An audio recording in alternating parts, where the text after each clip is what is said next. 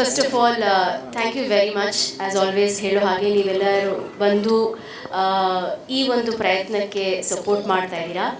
And thank you very very much Vijay ಹಾಗೂ ಪವನ್, ಈ ಪಾತ್ರಕ್ಕೆ ನನ್ನನ್ನು ಆಯ್ಕೆ ಮಾಡ್ಕೊಂಡಿದ್ದಕ್ಕೆ, ಈ ಆಪರ್ಚುನಿಟಿಗೆ thank you. Because as an artist ನಾನು ಅಂದ್ಕೊಳ್ಳೋದು ಯಾವುದೇ ಒಂದು ಆಫರ್ ಬಂದ್ರೂ ಇಟ್ ಈಸ್ ಅನ್ ಆಪರ್ಚುನಿಟಿ ಅಂತ. ಸೊ ನಮ್ಮ ತಂದೆ ಹೇಳಿರೋ ಹಾಗೆ ಏನೇ ಬಂದರೂ ಆದಷ್ಟು ಅದನ್ನು ಬಿಡಬೇಡ, ಬಿಕಾಸ್ ಕಲಾವಿದರಿಗೆ ಆಪರ್ಚುನಿಟಿ ಅನ್ನೋದು ಬಹಳ ಬಹಳ ಮುಖ್ಯ ಅಂತ. ಸೊ ಇದನ್ನು ಮನಸ್ಸಲ್ಲಿ ಇಟ್ಕೊಂಡು ನನಗೆ ಈ ಪಾತ್ರ ಮಾಡೋದಕ್ಕೆ ತುಂಬಾ ಖುಷಿಯಾಗಿದೆ.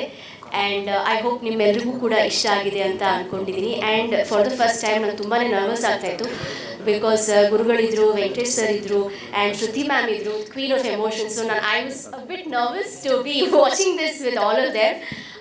Thank you very much. ನೀವು ಬಂದು ತುಂಬಾ ಸ್ಪೆಷಲ್ ಮಾಡಿದ್ದೀರಿ. ಎಲ್ರಿಗೂ ನಮಸ್ಕಾರ. 1.5-2 ವರ್ಷದ ಹಿಂದೆ ಒಂದು ಲೈನ್ ಅಂದ್ಕೊಂಡಿದ್ವಿ, ಲೈಫ್ ಈಸ್ ಅನ್ಪ್ರಿಡಿಕ್ಟಬಲ್ ಅಂತ ಹೇಳ್ತಾರಲ್ವ. ಸೊ ಅದ್ರ ಮೇಲೆ ಒಂದು ಲೈನ್ ಬರೆಯೋಣ ಅಂತ ನಾನು ನನ್ನ ಫ್ರೆಂಡ್ ಪ್ರಸಾದ್ ಫಸ್ಟ್ ಕೂತ್ಕೊಂಡು ಕಾನ್ವರ್ಸೇಷನ್ ಸ್ಟಾರ್ಟ್ ಮಾಡ್ಕೊಂಡು ಬರೆದಂಥ ಕತೆ.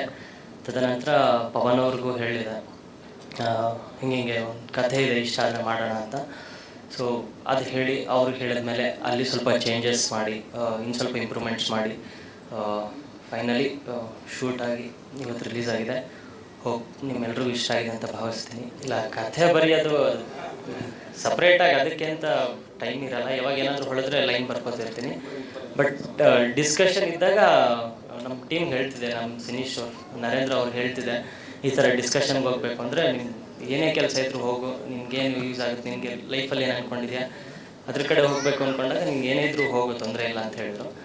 ಪವನ್ ಅವ್ರಿಗೆ ಒಪ್ಸೋದು ಕಷ್ಟ ಏನಾಗಲಿಲ್ಲ. ಒಂದ್ಸಲ ಹೇಳಿದಾಗ ಅವ್ರಿಗೆ ಇಷ್ಟ ಆಯ್ತು ಕತೆ, ಹಂಗೆ ಮಾಡಿ ಅಷ್ಟೇ. ಅಕಾಡೆಮಿಯಲ್ಲಿ ಕೋರ್ಸ್ ಮಾಡಿದ್ದೆ, ಸಂಚಾರ ವಿಜಯಸರು ಮತ್ತು ಅಲ್ಲಿ ಕೋರ್ಸ್ ಮಾಡಿದ್ದೆ, 3 months ಕೋರ್ಸ್. ಅದೇ ಲೈಫ್ ಈಸ್ ಅನ್ಪ್ರಿಡಿಕ್ಟಬಲ್ ಅಂತಾರೆ. ಅಂದರೆ ನ್ಯೂಸಲ್ಲಿ ಬರುತ್ತಲ್ವ, ಅಂದರೆ ಮದುವೆ ಇನ್ನೊಂದು 2 ತಿಂಗಳಿರುತ್ತೆ, ಯಾರು ಆಕ್ಸಿಡೆಂಟ್ ಆಗಿ ಸಾಯ್ತಾರೆ, ಇನ್ನೂ ಏನೋ ಕೆಲಸ ಸಿಕ್ಕಿರುತ್ತೆ, ಅದಾದಮೇಲೆ ಏನೋ ಆಗಿ ಸಾಯ್ತಾರೆ. ಸೊ ಆ ಥರದ್ದೇ ಸ್ವಲ್ಪ ಬೇರೆ ಥರದ್ದು ಏನಾದರೂ ಮಾಡೋಣ ಅಂತ. ಇನ್ನೂ ನರ್ವಸ್ ಆಗಿದ್ದೀನಿ, ಏನು ಹೇಳಬೇಕು ಅಂತ ಗೊತ್ತಾಗ್ತಿಲ್ಲ ಆ್ಯಕ್ಚುಲಿ. ಇದೆಲ್ಲ ನಾನು ಎಷ್ಟೋ ವರ್ಷಗಳಿಂದ ಸ್ಟಾರ್ಟ್ ಮಾಡಿರೋ ಡಿ.ವಿ. ಸುಧೀಂದ್ರ ಅವರ ಆಲೋಚನೆ ನಮ್ಮೆಲ್ಲ ಇಷ್ಟು ಜನಕ್ಕೆ ಆಶ್ರಯ ಆಗುತ್ತೆ ಅಂತ ಗೊತ್ತಿರಲಿಲ್ಲ. ನಾನು ಸುಧೀಂದ್ರ ವೆಂಕಟೇಶ್ ಸರ್ಗೆ ಥ್ಯಾಂಕ್ ಯು ಹೇಳೋಕ್ಕೆ ಇಷ್ಟಪಡ್ತೀನಿ.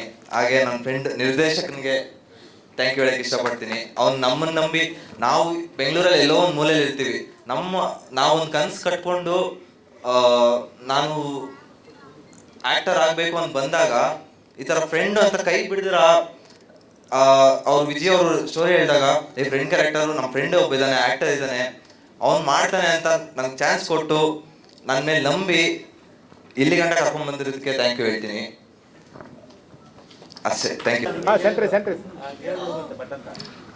ಮಾಡಿರೋದು ಒಂದು ಸಣ್ಣ ಪಾತ್ರ, ನೀವು ತೆರೆ ಮೇಲೆ ನೋಡಿದಿರಿ. ಬಟ್ ಒಂದು 4 ಮಾತು ಆಡಲೇಬೇಕು ಅಂತ ಅಂದ್ಕೊಂಡು ಬಂದ್ಬಿಟ್ಟಿದ್ದೀನಿ. ಯಾಕಂದರೆ ವೇದಿಕೆಯಲ್ಲಿರುವ ಗಣ್ಯರು ಮತ್ತು ರಾಘವೇಂದ್ರ ಚಿತ್ರವಾಣಿ ಮತ್ತು ವೆಂಕಟೇಶ್ ಅವರ ಒಂದು ನಮ್ಮದು ಪಯಣ ಏನಿದೆ ಅದು ಎಲ್ಲ ಕಲೆಕ್ಟ್ ಮಾಡ್ಕೊಂಡು ಬಂದ್ಬಿಟ್ಟಿದ್ದೀನಿ. ಎಷ್ಟು ಹೇಳ್ತೀನೋ ಎಷ್ಟು ಹೇಳೋದು ಗೊತ್ತಿಲ್ವಾ? ನಿನಗೆ ಫುಡ್ ಸಿಗುತ್ತೆ ಕಣ.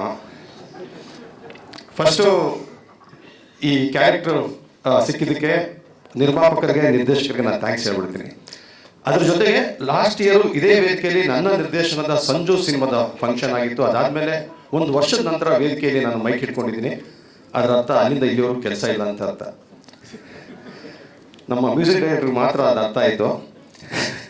ಇರಲಿ, ಅದನ್ನೇನು ಮೆನ್ಷನ್ ಮಾಡ್ತೀನಿ ಅಂದರೆ, ನನ್ನ ಸಂಜು ಚಿತ್ರಕ್ಕೆ ಅದ್ಭುತವಾದ ರಿವ್ಯೂನ ಕೊಟ್ಟರೆ, ಒಳ್ಳೆ ಪ್ರಶಂಸೆ ಕೊಟ್ಟರೆ, ಅದಾದ ನಂತರ ಸಿಕ್ಕಿರಲಿಲ್ಲ. ಹಾಗಾಗಿ ಈ ವೇದಿಕೆನ ಬಳಸ್ಕೊಂಡು ಎಲ್ಲ ಮಾಧ್ಯಮದ ಸ್ನೇಹಿತರಿಗೆ ನಾನು ಥ್ಯಾಂಕ್ಸ್ ಹೇಳ್ತೀನಿ. ಪ್ರೊಡ್ಯೂಸರ್ ಎಷ್ಟು ಖುಷಿಯಾದರೂ ರಿವ್ಯೂಸ್ ನೋಡಿ ಮತ್ತು ರೆಸ್ಪಾನ್ಸ್ ನೋಡಿ. ಅಂದರೆ ಸಿನಿಮಾಯಿಂದ ದುಡ್ಡು ಬರಲ್ಲ ಅಂತ ಗೊತ್ತಿದ್ರು ಸಂಡೇ ಮೈಸೂರಲ್ಲಿ ಒಂದು ಶೋ ಫುಲ್ ಮಾಡಿ ನಮ್ಮ ಟೀಮ್ನೆಲ್ಲ ಕರೆಸಿ ಪಾರ್ಟಿ ಕೊಟ್ಟು, ಕೈ ಒಂದಷ್ಟು ದುಡ್ಡು ಕೊಟ್ಟು, ರೂಮ್ ಹಾಕಿ ಕಳಿಸ್ಕೊಟ್ಟಿದ್ರು.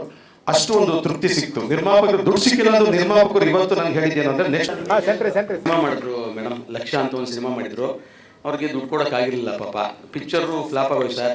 1 ತಿಂಗಳು ಬಿಟ್ಬಿಟ್ಟು ವಾಪಸ್ ಫೋನ್ ಮಾಡಿ ಬಂದರು, ನಮ್ಮ ಆಫೀಸಿಗೆ ಬಂದರು. ಹೇಳಿ ರವಿ ಅಂತಂದೆ, ಅವ್ರೇನೋ ಬೇರೆ ಸಿನಿಮಾ ಮಾಡ್ತಿದ್ದಾರೆ, ಮತ್ತೆ ವಾಪಸ್ ಏನೋ ಕೆಲಸ ಮಾಡಿಕೊಡ್ಬೇಕು ಅಂತೇಳಿ. ಇಲ್ಲ ಅಂಥೇಳಿ ಕವರ್ ಕೊಟ್ಟರು. ಏನಿದು ಅಂತಂದೆ, ನಿಮ್ಮನ್ನ ಬ್ಯಾಲೆನ್ಸ್ ಕೊಡಬೇಕಾಯ್ತು 15,000 ರೂಪಾಯಿನ. ಪಿಕ್ಚರು ಹೋಗಿದ್ದು ನನ್ನ ಹಣೆ ಬರ, ನನ್ನ ಕರ್ಮ ಅದು. ನೀವು ಕೆಲಸ ಮಾಡಿದ್ರೆ ನಿಮಗೆ ದೋಖ ಆಗಬಾರ್ದು ಅಂತೇಳಿ ಪಿಕ್ಚರೆಲ್ಲ ಫ್ಲಾಪ್ ಆಗಿ 2 ತಿಂಗಳಾದಮೇಲೆ ಪಾಪ ವಾಪಸ್ ದುಡ್ಡು ತೊಗೊಂಬಂದು ಕೊಟ್ಟರು. ಇಂಥ ನಿಯತವರು ಇರ್ತಾರೆ. ಆಮೇಲೆ ವಿಜಯ್ ಮ್ಯೂಸಿಕ್ ಚೆನ್ನಾಗಿ ಮಾಡಿದ್ದಾರೆ. ಅದಕ್ಕೆ ಕಾರಣ ಏನು ಅಂತಂದರೆ ಎತ್ತಿಗೆ ಫೋನ್ ಮಾಡಿಬಿಟ್ಟು ಮ್ಯೂಸಿಕ್ ಮಾಡಿಸ್ಬೇಕು ಗುರು. ವಿಜಯ್ ನೀವು ಹೇಳಿದ ಕರೆಕ್ಟು. ತುಂಬ ಜನ ನನಗೆಲ್ಲ ಫ್ರೆಂಡ್ಸ್ ಇದ್ದಾರೆ ಮ್ಯೂಸಿಕ್ ಡೈರೆಕ್ಟ್ರು, ಯಾರು ಹೇಳೋದು ಮಾಡಿಕೊಡೋರು. ನಾನು ಕೇಳಿದಾಗ ಇಲ್ಲ ವಿಜಯ್ ತುಂಬ ಏನಕ್ಕೆ ಸಬ್ಜೆಕ್ಟು ಸೆಂಟಿಮೆಂಟ್ ಸಬ್ಜೆಕ್ಟ್ ತಾಯಿ ಮಗಂದು ಅಂತಂದೆ. ಇಲ್ಲ ವಿಜಯ್ಕಲ್ಲಿ ಮಾಡಿಸಿ ಚೆನ್ನಾಗಿ ಮಾಡಿಕೊಡ್ತಾರೆ ಅಂದರು. ಮತ್ತೊಮ್ಮೆ ಥ್ಯಾಂಕ್ಸ್ ಹೇಳ್ತೀನಿ. ಆಮೇಲೆ ಸುರೇಶ್ ಅಣ್ಣಗೆ ಮತ್ತೊಮ್ಮೆ ಥ್ಯಾಂಕ್ಸ್ ಹೇಳ್ತಾರೆ. ಸುರೇಶ್ ಅಣ್ಣ ದಯವಿಟ್ಟು ವೇದಿಕೆ ಮೇಲೆ ಬರಬೇಕು ಪ್ಲೀಸ್. ಬನ್ನಿ ಸರ್. ಇಲ್ಲ ದಯವಿಟ್ಟು ಬನ್ನಿ.